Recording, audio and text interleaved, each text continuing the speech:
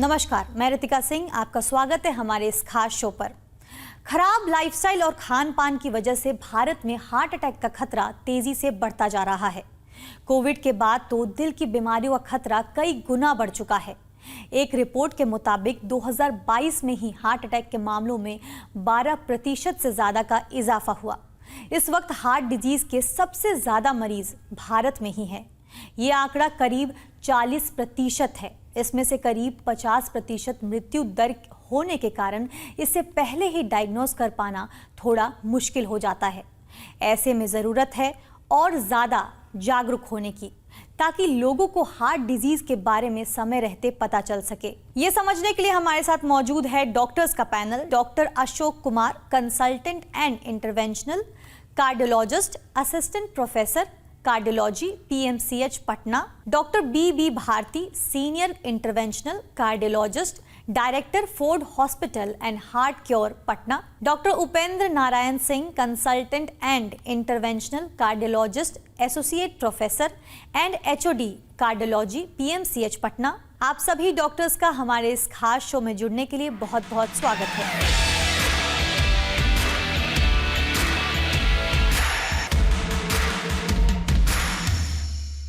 मेरा पहला सवाल डॉक्टर अशोक आपसे है। इंडिया में हार्ट डिजीज में लगातार बढ़ोतरी हो रही है। क्या आप कॉमन हार्ट कंडीशंस और उनके मुख्य कारणों के बारे में बता सकते हैं? अभी जैसे इंडिया में हम लोग जो है एपिडेमियोलॉजिकल ट्रांजिशन के फेज में है। स्टेज 2 से स्टेज 3 में हम लोग जा रहे हैं, जिससे कि क्या हो रहा है कि जो इन्फेक्टिव डिजीजेज हैं उनके इंसिडेंस थोड़े कम हो रहे हैं जरूर, बट वो परसिस्ट कर रहे हैं और नए नॉन कम्युनिकेबल डिजीजेस के इंसिडेंस बढ़ रहे हैं। जहां तक बात करें कि हार्ट में होने वाले मुख्य बीमारी और उनके कारण, तो कई तरह की हार्ट की बीमारियां हो सकती हैं। जो सबसे अहम और सबसे कॉमन है वो कोरोनरी आर्टरी डिजीज, जो हार्ट की बीमारी है, जिसको हम लोग हार्ट अटैक सामान्य भाषा में कहते हैं। तो हार्ट अटैक और स्ट्रोक ये लीडिंग कॉज ऑफ डेथ है। इंडिया में भी 28-29% टोटल डेथ इसी के चलते होता है। तो दूसरी बीमारी ब्लड प्रेशर है। उसके अलावा मायोकार्डियम का वीक हो जाना, जो कि कार्डियोमायोपैथी, डायलेटेड कार्डियोमायोपैथी है। कुछ अनुवांशिक बीमारियां हैं जो कि बच्चों में हार्ट की बीमारियां जन्मजात हो जाती हैं। ये अनुवांशिक है, ये जेनेटिकली प्रीडिटरमाइंड होता है। और प्रेगनेंसी के दौरान कुछ ऐसी चीजें हैं जो खा लेने से भी वो चीजें हो जाती हैं। इसके अलावा एक और अहम, जो कि पहले इंडिया में बहुत ज्यादा कॉमन थी, इन्फेक्टिव पैथोलॉजी, जो कि रूमेटिक हार्ट डिजीज, जोड़ों में दर्द के साथ हार्ट की बीमारी होना। ये बैक्टीरियल इन्फेक्शन के चलते होता था, जो कि गले में इन्फेक्शन होता है, जोड़ों में दर्द, और उसका इलाज समय पे ना हो तो वो हार्ट के valves को खराब कर देते हैं। कुछ आनुवांशिक बीमारियों में ही, या कुछ अलग तरह की बीमारी है जिसके साथ एसोसिएटेड बीमारी हो जाती है। डिजेनरेटिव चेंजेस होते हैं जिसमें वॉल्व्स वगैरह खराब हो जाती हैं। तो इस तरह से कई तरह की बीमारियां हैं जो कि हार्ट में होती है। सिर्फ हार्ट का मतलब, हार्ट की बीमारी का मतलब हार्ट अटैक नहीं होता है। इन सबों के अलावा कुछ अभी जो इंसिडेंस बढ़ा है, उसमें एरिथमिया का भी इंसिडेंस काफी बढ़ा है, जिसमें हमारी धड़कन अनियमित हो जाता है, घबराहट, बेचैनी, सांस फूलना, इस तरह के तकलीफें होने लगती हैं। ये एज के साथ भी होता है और कई तरह की अलग कोमॉर्बिडिटीज के साथ एसोसिएटेड होने के चलते भी एरिथमिया की बीमारी हो जाती है। अल्कोहल वगैरह लेने या स्मोकिंग के चलते भी इस तरह की बीमारियां हो जाती हैं। डॉक्टर बी भारती, क्या आप हार्ट डिजीज के रिस्क फैक्टर के बारे में डिटेल में बता सकते हैं जो इंडिया में कॉमन है? जैसे कि जो अभी डॉक्टर अशोक ने बात की, जो हार्ट अटैक के जो रिस्क फैक्टर हैं, खासकर इंडिया में काफ़ी तेज़ी से हार्ट अटैक की मरीजों की संख्या बढ़ रही है। उसमें जो महत्वपूर्ण रिस्क फैक्टर है, उसमें पहले नंबर पर डायबिटीज है, के कारण हार्ट अटैक की संख्या बढ़ रही है। रिसेंट टाइम में डायबिटीज में ग्रॉस बढ़ोतरी हुई है, जिसके कारण हार्ट की मरीजों की संख्या बढ़ गई है। दूसरे जो रिस्क फैक्टर जो कॉमन है वो हाइपरटेंशन है। हाइपरटेंशन भी डायरेक्टली रिलेटेड है हार्ट डिजीज से। जैसे कि हाइपरटेंशन के मरीजों में heart attack, heart failure, kidney disease, ये सब की संभावना बढ़ जाती है।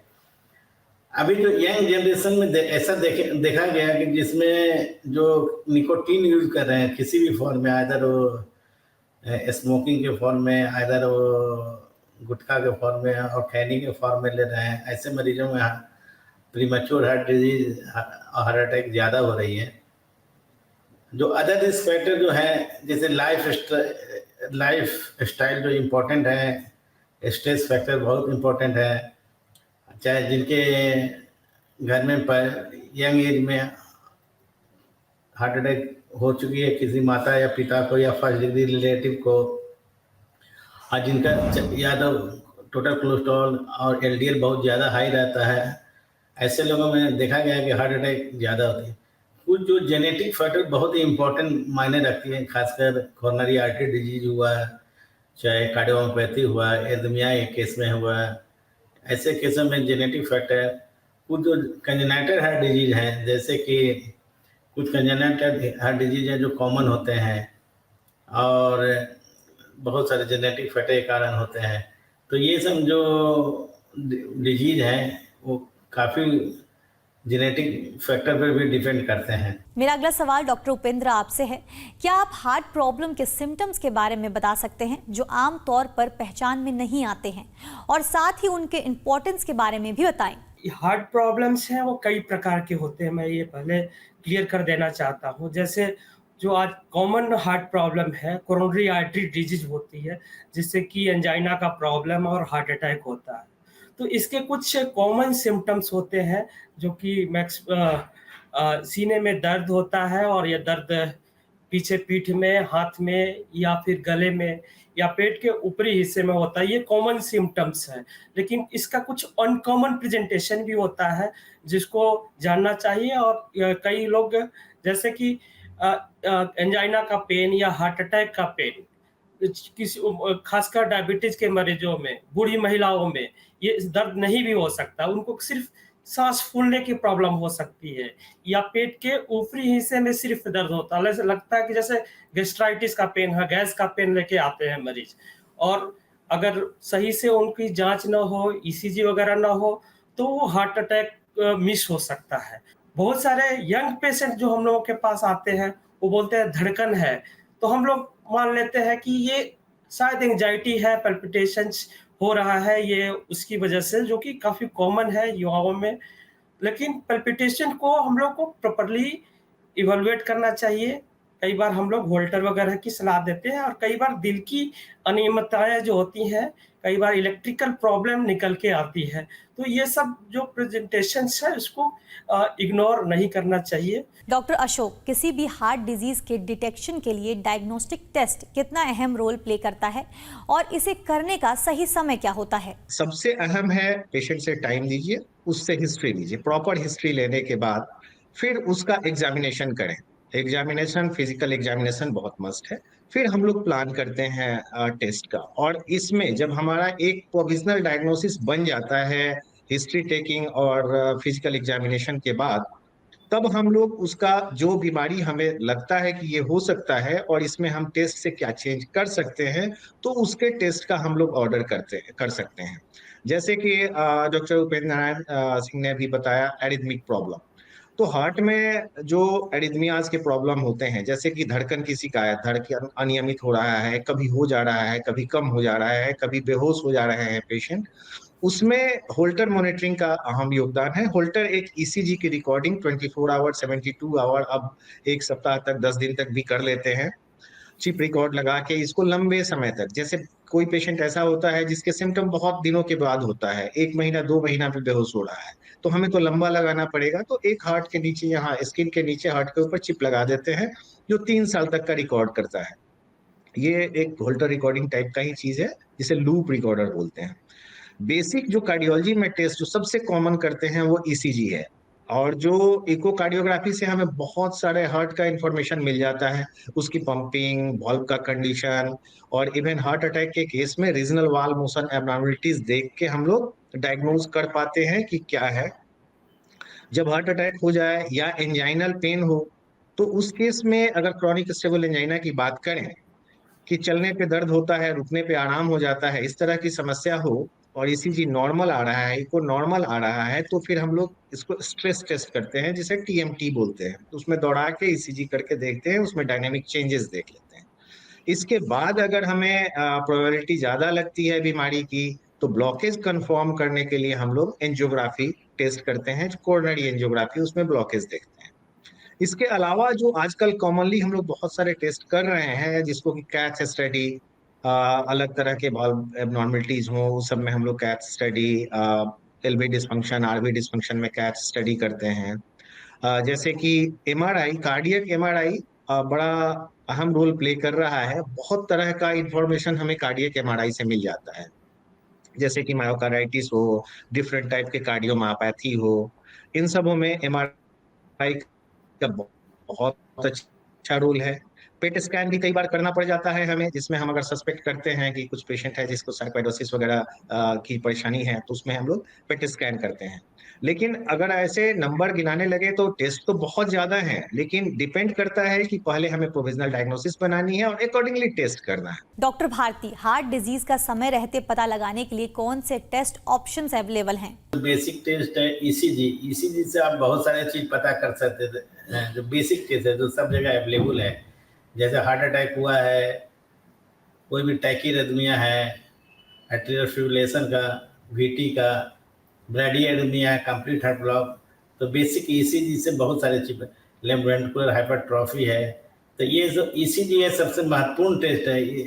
अगर ईसीजी नॉर्मल है तो डेफिनेटली एक्यूट हार्ट अटैक की संभावना बहुत कम है।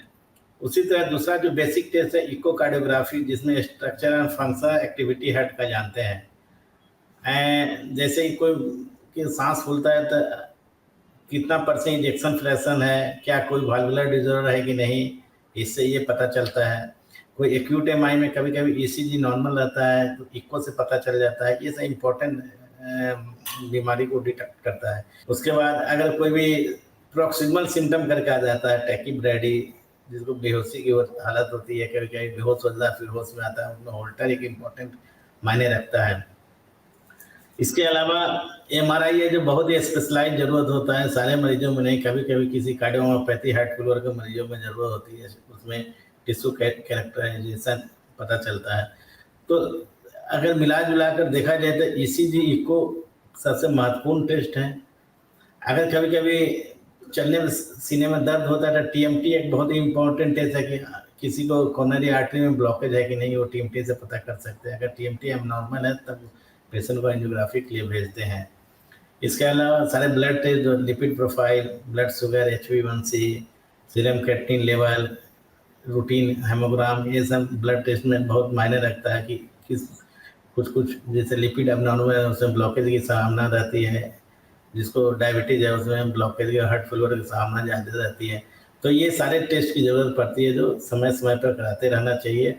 अगर किसी स्ट्रॉन्ग फैमिली हिस्ट्री है किसी की, और या मल्टीपल रिस्क फैक्टर है, या पेशेंट को कोई सिम्टम है, चलने में सांस फूलना और दर्द, सीने में दर्द होना, या सिंकोप है, तो ये मरीज हाई रिस्क मरीज हैं। ऐसे मरीजों में डेफिनेटली ये सब टेस्ट डॉक्टर के एडवाइस के अनुसार कराना चाहिए। सारे टेस्ट नहीं कराना चाहिए, हर एक में पार्टिकुलर होता है कि सिम्टम के साथ कौन मरीज आ रहा है, तो उसके अनुसार अपना टेस्ट कराना चाहिए। मेरा अगला सवाल डॉक्टर उपेंद्र आपसे है। आप सीपीआर के इम्पोर्टेंस और इसके फंडामेंटल स्टेप्स के बारे में बताएं। पहले ये जानना जरूरी है कि कार्डियोपल्मोनरी रिससिटेशन होता क्या है। बेसिकली सीपीआर जो होता है जिसमें कुछ कंडीशंस पे पर्टिकुलरली जिस समय कार्डियक अरेस्ट की सिचुएशन होती है वहाँ ये किया जाता है, और इसमें बेसिकली चेस्ट कंप्रेशन किया जाता है, और इसका पर्टिकुलर रेट होता है और कहाँ करना चाहिए इसको मैं थोड़ा बता देना चाहता हूँ, ताकि जो भी देख रहे होंगे कम से कम ये जान जाए। ये बहुत डिफिकल्ट प्रोसेस नहीं है, और ये कम से कम एक बार देखे भी रहेंगे तो वो अगल बगल के लोगों को और घर में लोगों को जान बचाने में हेल्प कर सकते हैं। तो ये बेसिकली हाथ को इस तरह से रखना चाहिए और छाती के निचले हिस्से को यहाँ वहाँ पे रख के और उसको कंप्रेस करना होता है, और कम से कम चेस्ट का डिप्रेशन है वो 5 सेंटीमीटर होना चाहिए, 2 इंच होना चाहिए, और रेट कम से कम 1 मिनट में 100 से 120 बार होना चाहिए। तभी इफेक्टिव जो है सर्कुलेशन जो वाइटल्स ऑर्गन को मिल सकता है। ये अनइंटरप्टेड होना चाहिए, बीच में रुकना नहीं चाहिए, और ये तब तक चलना चाहिए जब तक कि डिफिब्रिलेटर या मेडिकल एम्बुलेंस आ ना जाए। अगर एक व्यक्ति है तो वो सिर्फ कंप्रेशन करेगा, अगर दूसरा भी व्यक्ति है या ट्रेंड पर्सन है तो वो ब्रीदिंग भी हर 30 कंप्रेशन के बाद 2 ब्रीदिंग देना चाहिए। और अगर सिंगल है तो सिर्फ चेस्ट कंप्रेशन भी कंटिन्यू कर सकता है। और ये काफ़ी लाइफ सेविंग प्रोसीजर है। इससे हम लोग सडन कार्डियक डेथ को या फिर इससे होने वाले प्रॉब्लम को हम लोग बचा सकते हैं। तो ये बहुत ही सिंपल चीज़ है और सही मायने में हम लाइफ सेव कर सकते हैं अपने नियर एंड डियर वंस को, जो घर में कहीं भी। कई बार सुने होंगे कि सडनली कहीं सभा में या कहीं जाते समय आप लोग देखें कि सडनली कोलैप्स कर जाता है, तो उस कंडीशन में हम लोग सीपीआर देके मरीज की जान को हम लोग बचा सकते हैं। ये सवाल मेरा डॉक्टर अशोक आपसे है, हार्ट अटैक और कार्डियक अरेस्ट के बीच क्या डिफरेंस होता है और इसमें सीपीआर कब देना होता है? हार्ट एक ऐसा ऑर्गन है जो कंटिन्यूअस काम करता है, बाकी हर ऑर्गन रेस्ट ले हम लोग आराम भी करते हैं तो भी वो कंट्रैक्ट करते रहता है, तो उसे ऑक्सीजनेटेड ब्लड और की जरूरत होती है। तो उसको सप्लाई करने वाली कोरोनरी आर्टरी में जब ब्लॉकेज होता है तो हार्ट अटैक होता है, इसको हम लोग हार्ट अटैक कहते हैं। दूसरा, कार्डियक अरेस्ट की जो बात करें तो कार्डियक अरेस्ट जब हमारा हार्ट जो पंप है वो इफिशिएंटली पंप नहीं करता है या रुक जाए, वो कंडीशन कार्डियक अरेस्ट का होता है। दोनों में फर्क है। हार्ट अटैक के केस में सीने में दर्द, भारीपन, जैसा कि डॉक्टर यूएन सिंह ने बताया है कि ऊपर जा सकता है, एटिपिकल सिम्टम्स हो सकता है, तो ये सब होता है। लेकिन कार्डियक अरेस्ट में सडनली जो पंपिंग कैपेसिटी खत्म हो जाती है, हार्ट इधर रुक जाए या वेंट्रिकुलर टैकिकार्डिया, वेंट्रिकुलर फिब्रिलेशन हो जाए, जो इनएफिशिएंट ब्लड सप्लाई हो अदर वाइटल ऑर्गन्स में लाइक ब्रेन, लिवर, लंग, तो जैसे ही ब्रेन में सप्लाई ब्लड का कम होगा पेशेंट अनकॉन्शियस हो जाता है। तो कार्डियक अरेस्ट में अनकॉन्शियसनेस तुरंत हो जाता है, सांस रुक सकता है, बाकी वाइटल ऑर्गन काम करना बंद कर सकते हैं, और यही वो जगह है जहां पे सीपीआर का अहम रोल है। हार्ट अटैक के बाद भी अगर डिले होता है ट्रीटमेंट में तो वो कार्डियक अरेस्ट में जा सकता है।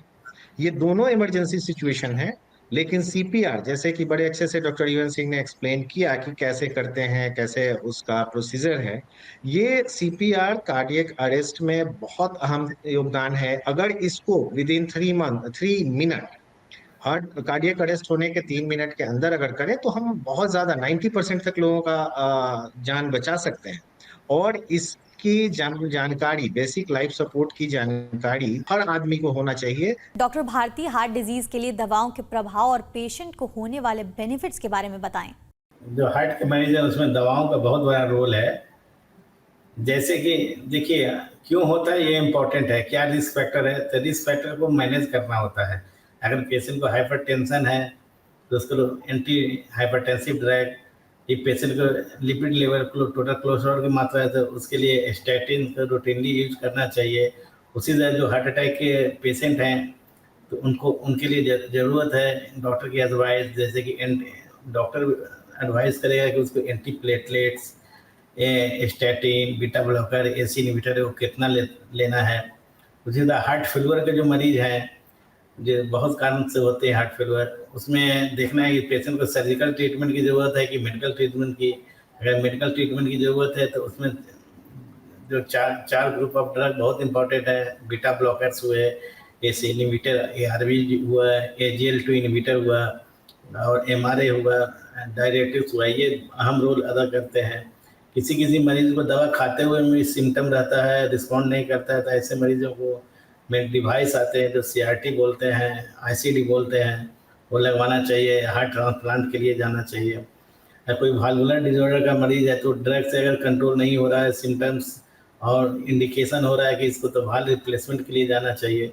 उसी तरह कार्डियोपैथी हुआ या सडन कार्डियक डेथ की हिस्ट्री है तो उसमें कुछ मरीजों में ICD की ज़रूरत पड़ती है। उसी तरह डायलेटेड कार्डियोपैथी है तो कुछ मरीजों में स्पेशलाइज्ड टाइप ऑफ ट्रीटमेंट की ज़रूरत होती है।